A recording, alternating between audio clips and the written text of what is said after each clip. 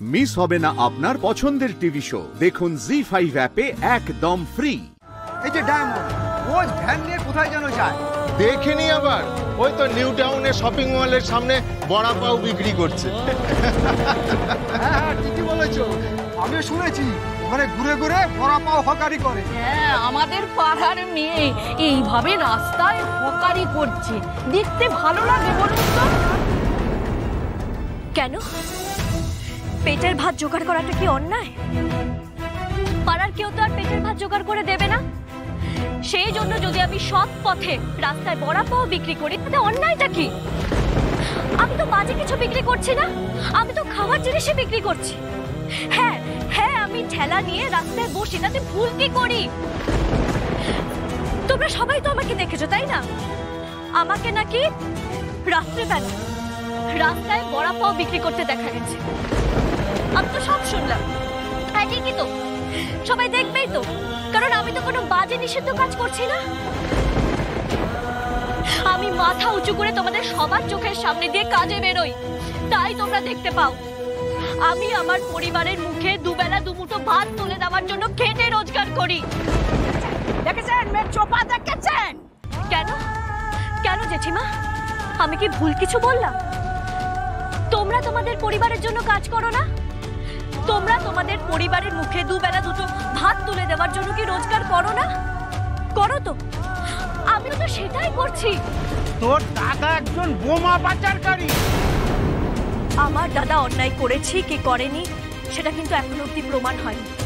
Police কেন কোন কারণে আমার দাদাকে তুলে নিয়ে গেছে সেটা আগে প্রমাণ হোক। তার জন্য এত রাত্রেবেলা তোমরা আমাদের জিনিসপত্র বাইরে ছুঁড়ে ফেলে দিয়ে আমাদের বাড়ি ছাড়া করে আমাদের পাড়া ছাড়া করছো।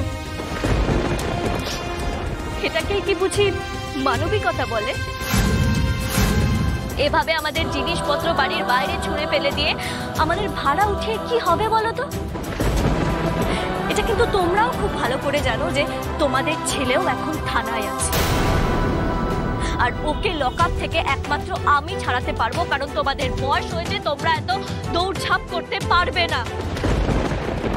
আজ 7 বছর ধরে আমরা এই বাড়িতে ভাড়া আছি।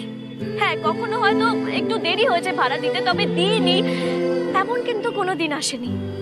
আচ্ছা, আমাদের পরিবারের কারোর কোনো আচার আচরণ তোমাদেরকে খারাপ লেগেছে বলো তো? কিন্তু তোদের জন্য এত বড় বিপদে বললাম তো আমরাও বিপদে পড়েছি। আর এটা এমন একটা বিপদ যে বিপদে আমাদের সঙ্গে সঙ্গে তোমরাও ভুক্তভোগী। দেখো জেঠু, দেখো জেঠিমা, যা ভাড়া বাকি আছে আমি সব শোধ করে দেব। আমরা গরিব হতে পারি, তবে অসৎ নই। আমরা কোথাও পালিয়ে যাচ্ছি না। শুধু দয়া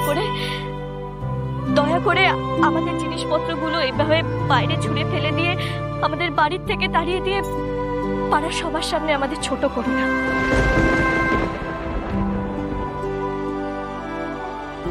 আর আপনারা দয়া করে আপনারা এবার আসতে পারেন। চলো চলো বৌদি, চলো চলো চলো চল চল। দিদি ভাই তোরা তুলে নিয়ে যা ভেতরে, সবকিছু তোল। জি5 ডাউনলোড করুন আর সব এপিসোড দেখুন একদম ফ্রি।